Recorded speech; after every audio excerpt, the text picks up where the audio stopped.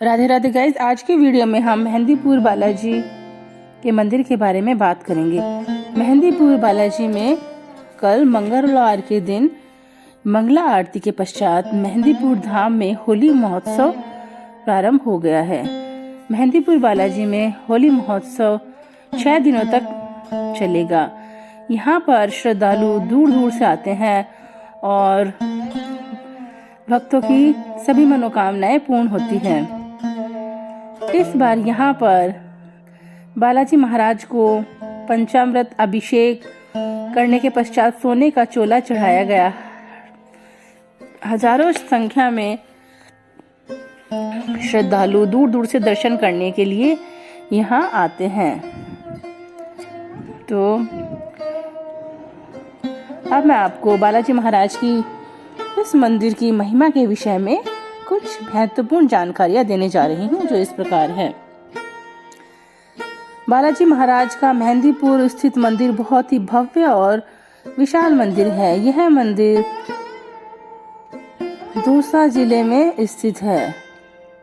भक्त यहाँ दूर दूर से आते हैं और बालाजी महाराज सभी के संकटों को हर लेते हैं। बालाजी महाराज के चमत्कार देखकर तो आप बहुत ही अचंभित रह जाएंगे। कहते हैं ना, भूत पिशाच निकट नहीं आवे, महावीर जब नाम सुनावे। महावीर का नाम ही इतना बड़ा होता है कि जो भूत पिशाच होते हैं, जो दैवीय शक्तियां होती हैं, वो ही हमारे समीप आती है। जो बुरी शक्तियां होती है, नेगेटिव एनर्जी होती है, बुरी आत्मा होती है, अगर हम बजरंग बली का नाम लेते हैं तो वे हमसे कोसों दूर चली जाती हैं। यह मंदिर बहुत ही प्राचीन समय से जो भक्त यहाँ आते हैं, जैसे किसी में भूत प्रेत का साया होता है और किसी को बुरी आत्माओं ने घेर लिया है, डॉक्टर्स भी जिनका ट्रीटमेंट नहीं कर पा रहे हैं, ऐसे मरीजों को यहाँ लाया जाता है और बजरंग बली की कृपा से मरीज यहाँ ठीक हो जाते हैं। यहाँ पर एक गणेशपुरी बाबा का समाधि स्थल है, जहाँ पर जलेबी का भोग लगाया जाता है। यहाँ पर जो गणेशपुरी बाबा का समाधि स्थल है, वहाँ पर भी जो बुरी आत्माएं हैं, उनसे जो पीड़ित व्यक्ति हैं उनको मुक्त किया जाता है। यहाँ पर एक भैरव राज का मंदिर भी है और यहाँ पर एक प्रेतराज का मंदिर भी है। प्रेतराज भी जो बुरी आत्माएं हैं उनको सज़ा देते हैं। यहाँ पर जो बुरी शक्तियाँ होती हैं, नेगेटिव एनर्जी होती है, वे यहाँ पर दूर दूर तक निकट नहीं आती।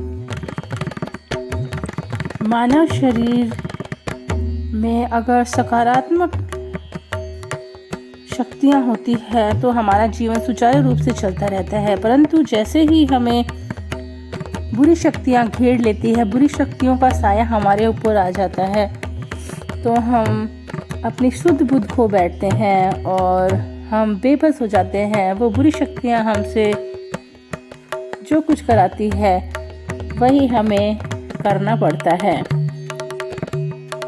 यहाँ पर जो प्रसाद होता है, कहते हैं हमें मुख्य मंदिर से ही प्रसाद लेना चाहिए। अगर कोई दूसरा व्यक्ति हमें प्रसाद दे तो हमें नहीं लेना चाहिए।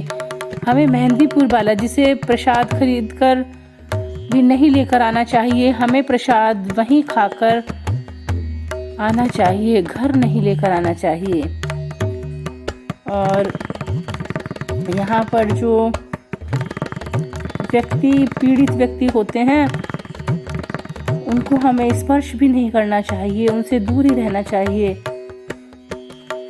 अगर हमें यहाँ पर कोई पैसे भी पड़े हुए मिलें तो हमें उनको भी नहीं उठाना चाहिए। हमें यहाँ पर कोई भी चीज़ नहीं लेनी चाहिए और हमें मेहंदीपुर बालाजी के जाने से पहले शराब, गुटखा, पान, जो भी तामसिक चीज़ें हैं उनका परहेज करना चाहिए। लहसुन प्याज भी हो सके तो हमें छोड़ देने चाहिए। यहाँ पर जो मेहंदीपुर बालाजी हैं वो भक्तों की सभी मनोकामनाएं पूर्ण करते हैं और भक्तों के सारे कष्ट हरते हैं। यहाँ पर जो बुरी आत्माएं होती हैं उनके अलावा हमारी कोई भी इच्छा पूर्ण नहीं हो रही है तो वह इच्छा जरूर पूरी होती है।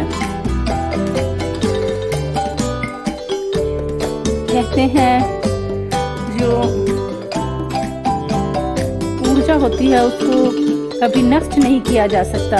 अगर हम अच्छी ऊर्जा को मानते हैं तो हमें बुरी ऊर्जा को भी मानना जरूरी होता है। अगर पॉजिटिव एनर्जी होती है तो नेगेटिव एनर्जी भी जरूर होती है।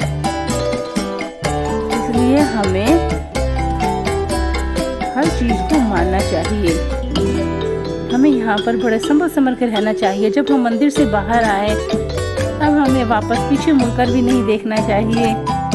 और यहाँ पर मतलब जो पीड़ित व्यक्ति होते हैं उनको जैसे ही प्रसाद का लड्डू दिया जाता है तो उसके बाद उनके तो हाव भाव भी बदल जाते हैं, उनका व्यवहार एकदम से बदल जाता है। वे सिर घुमाने लगते हैं और कोई गिर जाता है, कोई उल्टा लटक जाता है, पता नहीं अजीब सा व्यवहार करने लगते हैं। हम भी एक बार मंदिर परिसर में गए थे तो हमें खुद देखकर हैरानी हुई। जो पीड़ित व्यक्ति है वो जैसे ही भगवान की आरती होती है, भगवान की जो घंटियाँ बजती है तो पता नहीं कैसे वो अजीब से हो जाते हैं।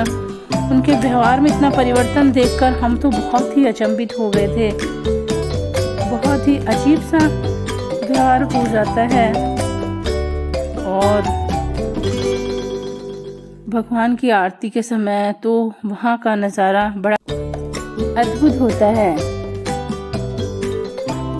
यह जो मेहंदीपुर बालाजी की महिमा होती है इसका बखान तो वह व्यक्ति ही कर सकता है जो कभी इस पीड़ा से गुजरा हो, जिस किसी ने इस पीड़ा को सहन किया हो या कभी जिसके घर वालों ने इस पीड़ा से मुक्ति पाई हो। Thanks for watching. इसी तरह की वीडियो के लिए मेरे चैनल को लाइक शेयर और सब्सक्राइब